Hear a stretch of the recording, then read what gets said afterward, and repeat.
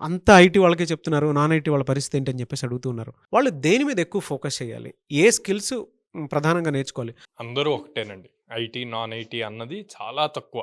అంటే చాలా rare mechanical, civil అట్లాంటియి కొంచెం బాగా కోర్ ఎక్కువున్నయి తప్పితే మిగతాయన్నీ ఒకటే అవుతది. ఈవెన్ మెకానికల్, సివిల్ వాళ్ళు గూడా ట్రై చేయొచ్చు. ట్రై చేయకూడదు అని గాదు. కానీ వాళ్ళకి బేసిక్ నాలెడ్జ్ చాలా స్ట్రాంగ్‌గా ఉండాలి వీళ్ళకన్నా. అప్పుడే ఇంటర్వ్యూయర్ ఇంట్రెస్ట్ చూపిస్తాడు.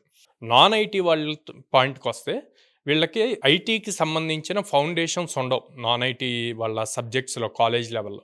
సో, అందుకని ఇంకొంచెం ఎక్కువ ఆహ్, ఇనీషియల్ ఫస్ట్ 10-15 డేస్ కోడ్ నాన్‌లో జాయిన్ అయ్యాక 10-15 డేస్ ఐటీ వాళ్ళు కష్టపడే దానికన్నా ఇంకొంచెం ఎఫర్ట్స్ పెట్టి ఒక 1 ఆర్ 2 అవర్స్ ఎక్స్‌ట్రా వీళ్ళు ప్రాక్టీస్ చేస్తే ప్రోగ్రామింగ్ అలవాటయ్యే వరకు ఈజీగా ప్రోగ్రామింగ్ నేర్చుకోగలుగుతారు.